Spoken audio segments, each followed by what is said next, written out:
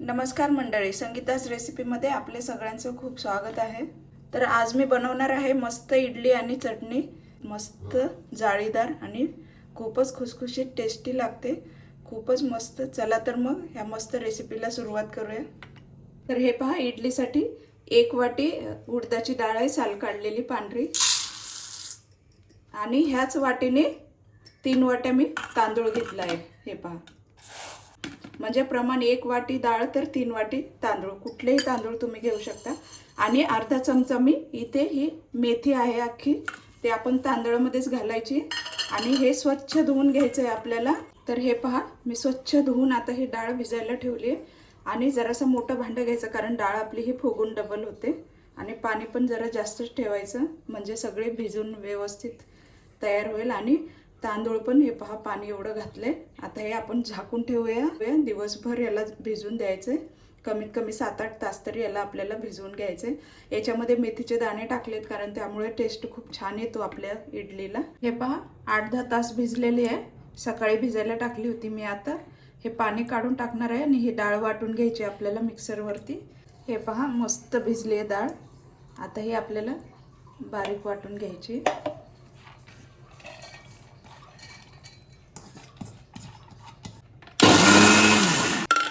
आता हे तांदळाचं पाणी जे आहे भिजवलेलं, हेच आपल्याला वाटताना त्याच्यामध्ये थोडं थोडं ॲड करायचं आहे। आता हे डाळीमध्ये थोडंसं टाकून मी वाटते। तर हे पहा, असं आपल्याला वाटून घ्यायचं आहे। आता हे आपण एका डब्यामध्ये काढून घ्यायचं आहे, म्हणजे कुठलंही भांडं तुम्ही यूज करा, पण जरासं मोठं, कारण हे आता पीठ आपण आता भिजायला ठेवलं की सकाळपर्यंत भिजवायचे, मग ते पीठ जे आहे ते फुगलं जातं।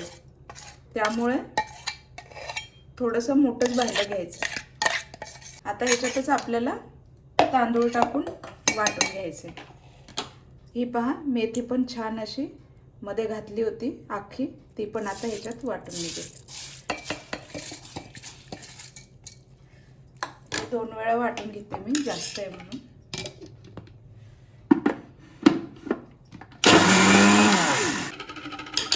हे पहा, हे असं वाटले। हे पण आपल्याला त्या डब्यातच टाकायचे। आता उरलेलं पण आपण वाटून घेऊया। हे पहा, आता हे पण आपण त्या डब्यात टाकूया।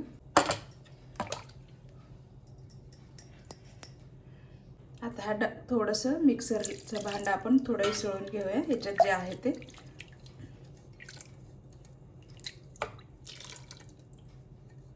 जास्त पाणी पण नाही टाकायचं, थोड्याशा पाण्याने फक्त ते पीठ आहे तेवढं आपल्याला इसळून घ्यायचं। हे पहा, हे पीठ आता आपल्याला एकदम व्यवस्थित मिक्स करून घ्यायचं आहे। ही प्रोसेस खूप महत्त्वाची आहे, त्यामुळेच आपलं पीठ एकदम छान असं सकाळपर्यंत फुलून येणार आहे, आंबणार आहे। हे पहा, आपल्या हाताने ह्याला असं मस्त मिक्स करून घ्यायचं आहे। त्यामुळे काय होतं, आपल्या हाताची जी हीट आहे, गरमी, त्यामुळे ते पीठ आंबायला अशी मदत होते, पीठ फुगायला। हे पहा, असं मस्त असं आपण फिरवून घ्यायचं आहे। उन्हाळ्यामध्ये खूप लवकर पीठ आंबून येतं, पण आता पावसाचे दिवस वगैरे आहेत म्हणून थोडासा टाईम लागतो त्याला। त्यामुळे हा मोठा डबा घेतलाय, म्हणजे पीठ असं फुलून वरती येतं। छोटं भांडं घेतलं तर मग ते खाली सांडू शकतं आपलं पीठ, त्यामुळे असं मोठाच डबा घ्यायचा। हे पहा, असं मस्त आपल्याला हाताने हे मिक्स करून घ्यायचं। आता आपण हे झाकून ठेवूया पीठ। तर हे पहा, रात्रभर ठेवलं होतं तर मस्त फुललेलं आहे छान। आता याच्यामध्ये मीठ घालायचं, चवीनुसार मीठ घाला। मी इथे 1 चमचा मीठ घातलंय। याला व्यवस्थित हलवून घ्यायचं आहे आपल्याला।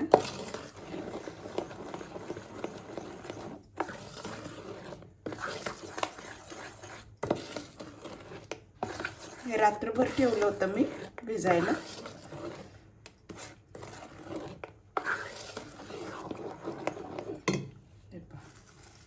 आता हे इडली पात्र आहे, त्याला आपण तेलाने असं ग्रीस करून घ्यायचं, तेल लावून घ्यायचं, म्हणजे खाली पीठ चिटकत नाही। हे पहा, असं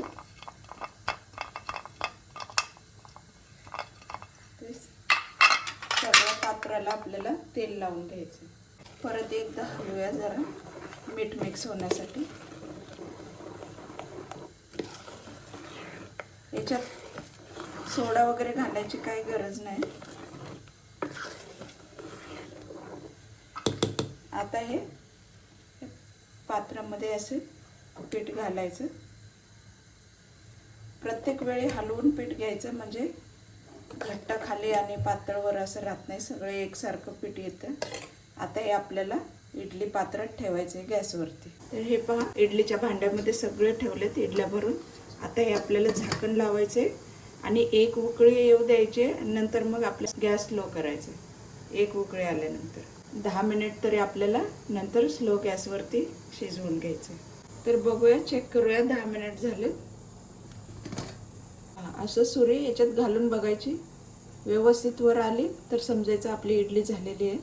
ही पहा शिजलेली आहे. आता आपण गॅस बंद करू, जरासं थंड करून ही इडली काढून घेऊया.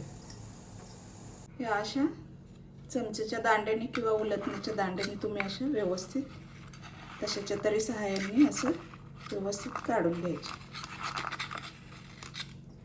हे पहा किती जाळीदार आणि मस्त झाली. हे पहा खूपच छान आणि खुसखुशीत आणि टम्म फुगली आहे. खूपच छान पीठ भिजलं होतं आपलं. तर तुम्हाला इडली रेसिपी कशी वाटली, आवडली असेल तर नक्कीच लाईक करा, कमेंट करा, शेअर करा आणि सबस्क्राईब करायला विसरू नका.